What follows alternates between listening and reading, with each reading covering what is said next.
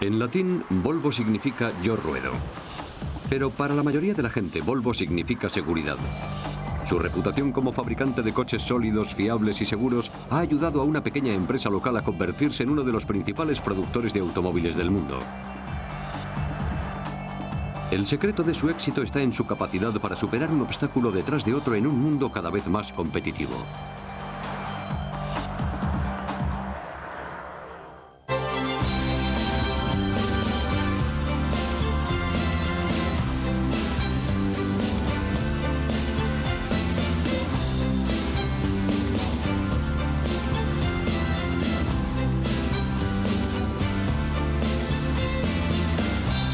Grandes coches.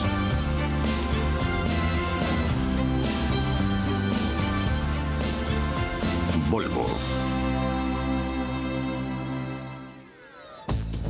Cuando la mayoría de las empresas de coches presentan un nuevo prototipo, se trata generalmente de un ejercicio de estilo que muy pocas veces llega a comercializarse en los concesionarios. Pero el prototipo de seguridad experimental de Volvo es una verdadera revelación del futuro de la empresa. Está repleto de nuevos rasgos como los pilares transparentes en forma de A para una mejor visibilidad, sensores de colisión, cinturones de seguridad de 4 puntos y cámaras que proporcionan una vista sin obstrucciones de la parte trasera y que monitorizan a los pasajeros. Volvo confía en que este coche y su actual línea de modelos acaben por fin con la noción de que los Volvo no pueden resultar divertidos ni atractivos. Una imagen contra la que lleva batallando desde que se fundó en los años 20. Cuando se crearon, los automóviles no estaban concebidos para la gente corriente. Eran inventos poco comunes que solo los ricos podían permitirse. Ser vistos a bordo de un automóvil constituía un símbolo de estatus.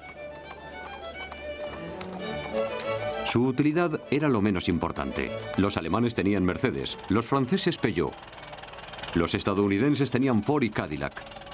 Pero los automovilistas suecos no tenían ningún coche que encajase con su identidad nacional. Y hubo dos hombres que decidieron remediarlo. Assar Gabrielsson y Gustav Larsson se conocieron en 1924 cuando trabajaban en el fabricante de rodamientos sueco SKF. Gabrielsson era un ingeniero que tenía experiencia en la industria automovilística británica. Larsson era el director comercial de SKF. Desde el principio se mostraron decididos a cambiar el modo en que se hacían las cosas. Una de las cosas que querían cambiar era el control de calidad. En lugar de montar los coches en una cadena de ensamblaje con piezas obtenidas a través de una amplia red de proveedores, Larsson y Gabrielsson tuvieron una idea revolucionaria. Su plan era diseñar las piezas ellos mismos y después supervisar cuidadosamente su fabricación, obligando a los proveedores a cumplir unas estrictas normas de calidad. Para obtener el respaldo de SKF, fabricaron un prototipo de aspecto resistente y techo descubierto. SKF accedió a financiar el proyecto y la producción comenzó en 1927 en la fábrica de rodamientos AB Volvo, cerca de Gotemburgo.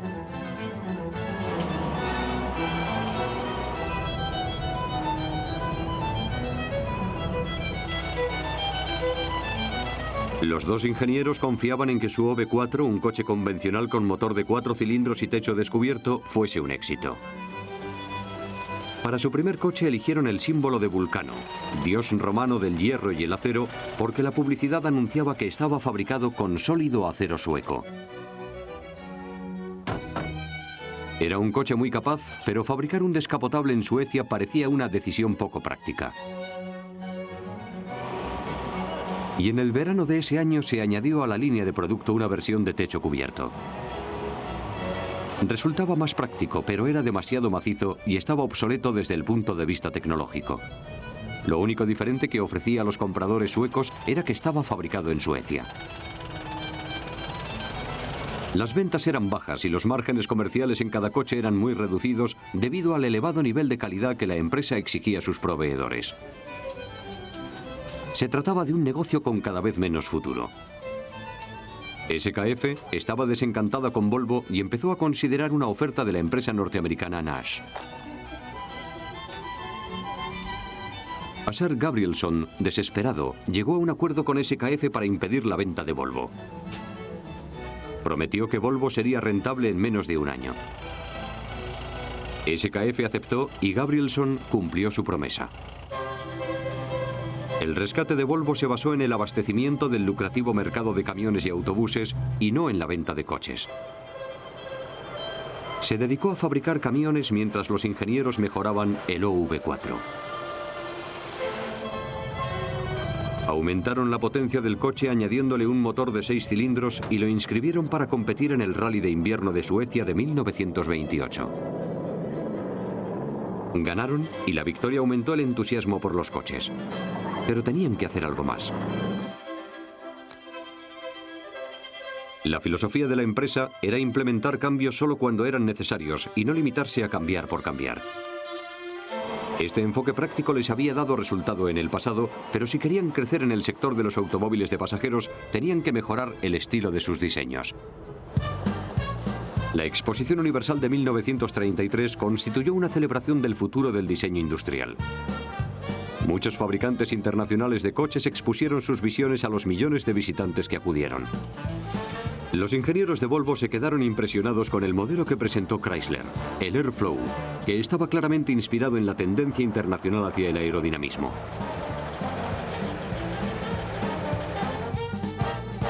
La empresa contrató a un ingeniero formado en Estados Unidos y le pidió que diseñase algo revolucionario para ellos.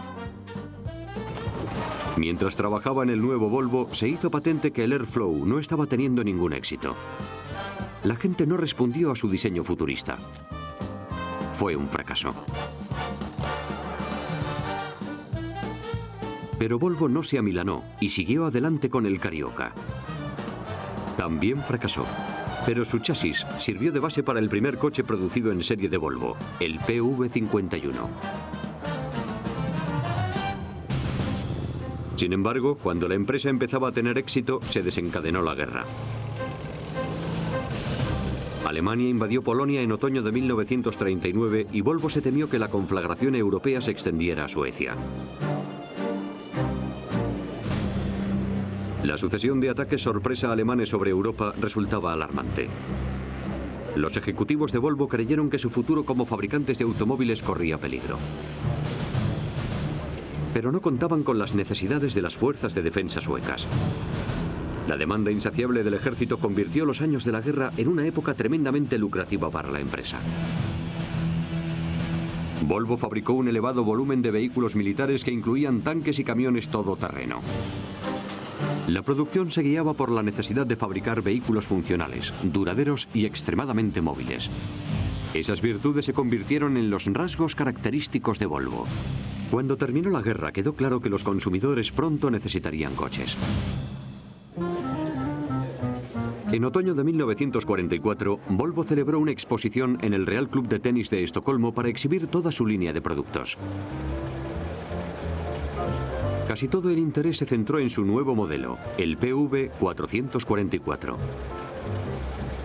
Todos los días se rifaba un coche, lo que provocó una afluencia de público de más de 150.000 personas que querían contemplar o ganar el nuevo coche.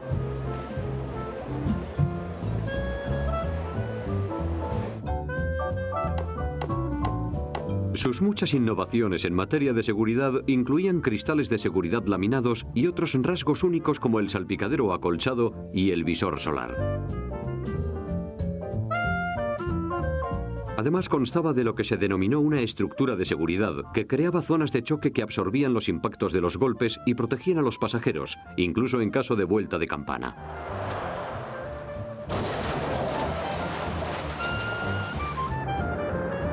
Se esperaba que el PV444 se convirtiese en el coche del pueblo sueco, igual que el Volkswagen en Alemania, el Citroën 2 caballos en Francia o el Morris Minor en Gran Bretaña.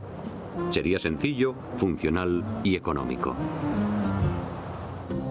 Pero los principales proveedores de acero y planchas metálicas de Volvo en Europa del Este, Polonia, Hungría y Checoslovaquia, habían quedado detrás del telón de acero. Alemania estaba dividida en dos.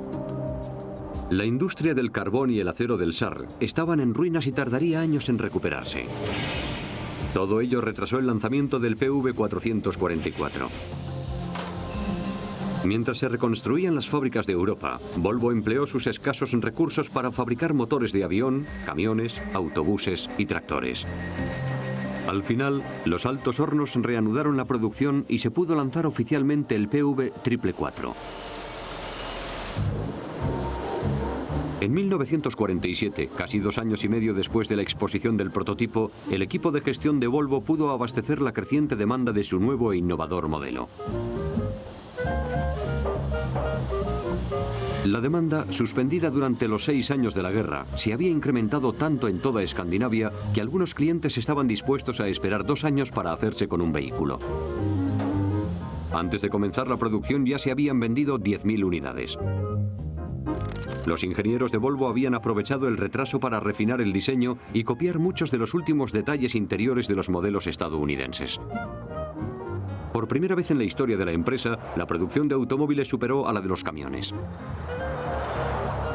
Este modelo y su sucesor, el PV544, dieron origen a la reputación de la empresa como fabricante de coches resistentes y duraderos. El éxito garantizó a Volvo un lugar en el lucrativo negocio de la exportación de coches. En 1955 se exportaron los primeros Volvo a Estados Unidos, pero necesitaron unos retoques cosméticos para venderse.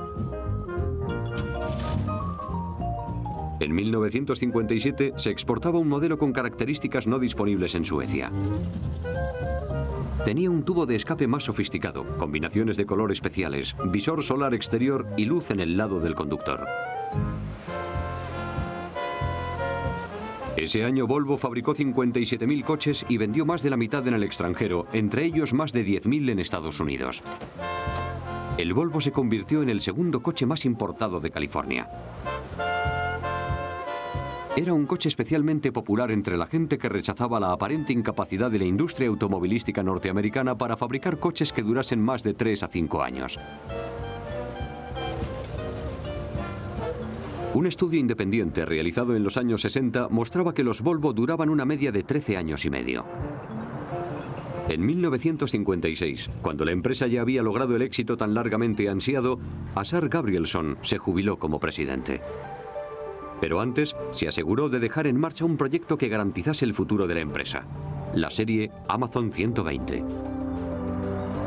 Tenía un aspecto nuevo y disponía de un rasgo que cambiaría el mundo del automóvil. Cinturones de seguridad de 3 puntos como equipamiento estándar. Inventado por un ingeniero de Volvo, Nils Bohlin, el cinturón de seguridad de 3 puntos está considerado como una de las innovaciones en materia de seguridad más importantes de la historia del automóvil. Volvo se tomaba muy en serio la seguridad y la reducción de los daños en caso de accidente. Pero los fabricantes de coches estadounidenses pensaban que la seguridad no vendía. En Estados Unidos, en los años 60, el defensor del consumidor Ralph Nader lanzó una campaña contra los fabricantes de coches estadounidenses acusándoles de ignorar la seguridad. Los Volvo empezaron a ganar cada vez más adeptos entre el público norteamericano al que preocupaba cada vez más la seguridad. Volvo había vendido más de 50.000 coches en Estados Unidos, que se había convertido en su mercado más importante. En todo el mundo se consideraba que los Volvo estaban mejor fabricados, eran más seguros y se diseñaban para que durasen más tiempo. Esta imagen se había fraguado en la fábrica. Each part is examined thoroughly. All components must have the same high quality, and they're tested in many ways before final assembly is carried out.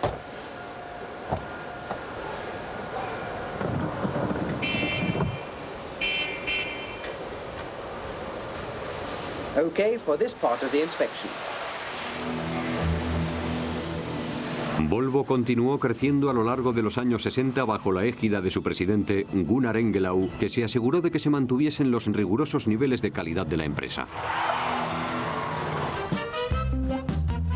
Cuando se incrementaron las ventas, Volvo empezó a considerar la idea de fabricar un coche deportivo. Ya lo habían intentado antes una vez y habían fracasado, pero Engellau pensó que era el momento de volver a probar suerte. Un deportivo de éxito le ayudaría a aumentar las exportaciones. Volvo se fijó en los diseñadores de las grandes empresas italianas, Vignale y Ghia, pero acabó seleccionando el concepto ideado por un joven diseñador de barcos que además era hijo de uno de sus ejecutivos. En Inglaterra, Jaguar había causado gran sensación con su nuevo modelo XKE, y Volvo esperaba que su nueva propuesta atrajese al mismo tipo de clientes adinerados. Volvo no tenía capacidad para fabricar ese coche de baja altura y contrató a una empresa de Escocia para que lo montase allí.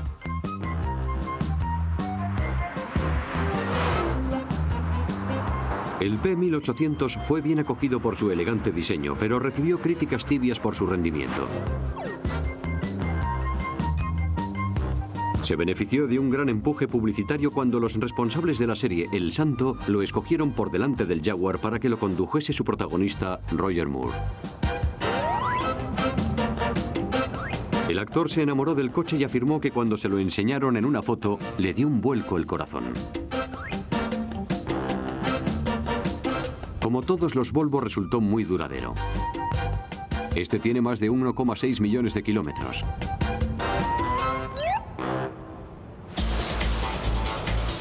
Aunque el Amazon se estaba vendiendo bien, en 1967 llegó el momento de fabricar otro modelo, la serie de berlinas 140. En 1970 el último Amazon salió de la fábrica. Se habían vendido más de 667.000 unidades. Los estadounidenses habían empezado a compartir la preocupación por la seguridad de Volvo.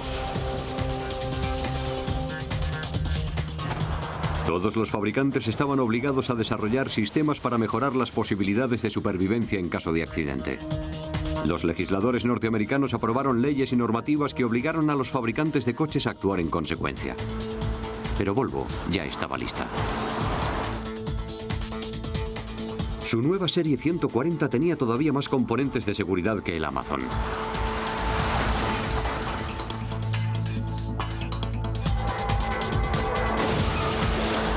Los Volvo 140 llevaban asientos para niño mirando hacia detrás, columnas de dirección colapsables y protección lateral contra colisiones. A la vez que mejoraban los elementos de seguridad, los ingenieros estaban desarrollando una sustituta para la serie 140, la serie 240. Por supuesto, la 240 incorporaba muchos elementos de seguridad nuevos, como un depósito de gasolina más protegido y una conducción mejorada. Pero muchos pensaron que el rasgo nuevo más importante era su motor V6 de 2,7 litros que cumplía con la normativa medioambiental cada vez más estricta. Volvo confiaba en que el 240 se convirtiese en su principal generador de ingresos. Sin embargo, la recesión económica mundial de los años 70, la preocupación por el exceso de capacidad de la industria automovilística y el aumento de la competencia impulsaron a Volvo a buscar un socio en 1977. El otro gran fabricante de coches sueco, Saab Scania, se consideró una buena opción. Las dos empresas pensaban que podían ahorrar dinero si se combinaban. Pero al final no se llegó a un acuerdo. Con la nueva serie 700, el presidente de Volvo, Per Gellenhammar, se propuso situar a la empresa entre los fabricantes de coches de gama alta para competir con BMW y Mercedes. Se dio cuenta de que tenía que compaginar la seguridad con el estilo. Ello no significó que Volvo descuidase su atención a la seguridad, sino que profundizó más en ella a través de su equipo de investigación de accidentes. Se trata de un grupo que investiga miles de accidentes todos los años. Acude al lugar del siniestro, examina las declaraciones de daños y entrevista a los pasajeros para descubrir cómo ayudar a los ingenieros a diseñar coches más seguros. En 1991, Volvo registró sus primeras pérdidas en 61 años. La reducción de las ventas, la caída de los tipos de cambio y el nerviosismo de los empleados contribuyeron a crear un ambiente tenso. Pero el desarrollo y las pruebas de nuevos productos continuaron con el 850, su primer modelo de tracción delantera. La tracción delantera resultaba ideal para las carreteras rodeadas de nieve y a menudo heladas de Suecia. El nuevo 850 también disponía de una mejor suspensión trasera y un motor de doble árbol que estaba disponible en versión turbo en algunos mercados. Era el modelo más veloz y deportivo que había fabricado Volvo. Pero las incertidumbres del mercado internacional del automóvil empujaron a Volvo a entrar en conversaciones con Renault. Las negociaciones tampoco dieron fruto, pero los responsables de las empresas se dieron cuenta de que era demasiado pequeña para seguir fabricando coches por su cuenta. Redoblaron los esfuerzos para encontrar un socio fuerte que les ayudase a permanecer competitivos. Tras muchas especulaciones sobre quién adquiriría la fábrica de coches más antigua del país, Ford aceptó el reto y adquirió Volvo en 1999. El presidente de Ford, Jacques Nasser, invirtió unos 4.750 millones de euros en la empresa considerada como la más segura del mundo. Ford pretendía que Volvo se deshiciese de su imagen cuadriculada, pero sin perder su reputación de calidad y seguridad.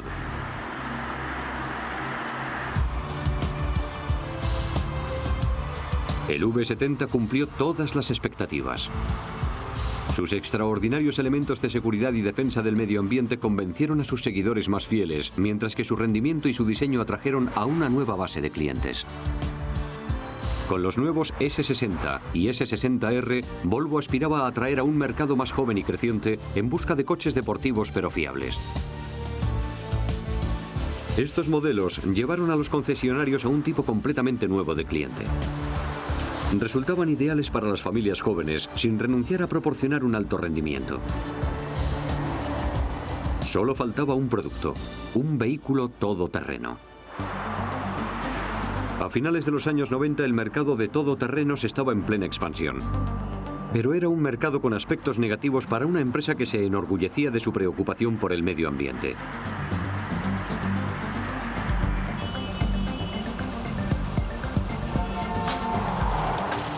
Tenían que fabricar un vehículo ecológico y seguro. Volvo utilizó el chasis del S80 y se aseguró de que su todoterreno, el XC90, solo consumiese una cantidad de gasolina ligeramente superior al resto de la serie y no emitiese apenas más gases. Pero su rasgo más importante era la seguridad. En 2000 se inauguró el Centro de Seguridad Volvo, que costó más de 60 millones de euros y albergaba unas instalaciones de pruebas vanguardistas. Reflejaba la obsesión de la empresa por la seguridad. Volvo sabía que su reputación de seguridad desaparecería si no trabajaba para diferenciarse de los demás fabricantes. Se estudiaron formas para incrementar la seguridad de los pasajeros y minimizar los daños entre vehículos en caso de colisión. Se redondearon las esquinas y se diseñó el capó de forma que redujese los impactos. Y se crearon parachoques que también funcionasen con coches pequeños. Cuando el XC90 salió a la calle, recibió el premio Motor Trend al mejor todoterreno del año. Volvo había creado un vehículo que atraía a los compradores. Aunque el XC90 tuvo un gran éxito, Volvo no podía descuidar su modelo más emblemático, el S80. En 2004 se lanzó una nueva versión que la empresa esperaba que demostrase que con la seguridad no basta. La competencia creciente de Mercedes, Audi, Lexus, BMW y Acura había afectado a sus ventas de berlinas. En Estados Unidos las ventas habían caído de 30.000 unidades al año a 16.000 unidades en 1999. La empresa confiaba en que su realzada línea de nuevas berlinas, a las que había añadido lujo, elegancia y rendimiento, atrajese a los compradores acaudalados. El S80 demostró ser un coche muy capaz y fácil de conducir. No tenía el rendimiento espectacular de un BMW de la serie M, pero era seguro, vivaz y fiable. Razones por las cuales más del 88% de sus propietarios se lo recomendarían a un amigo. Volvo ha recorrido un largo trayecto desde aquella tarde de un 25 de julio de 1924 en que Assar Gabrielsson y Gustav Larsson decidieron fundar la empresa. Aunque ha crecido y ha cambiado, sus fundadores se alegrarían de saber que su filosofía de fabricar coches seguros y duraderos ha prevalecido. El futuro de Volvo seguía por los principios de su pasado.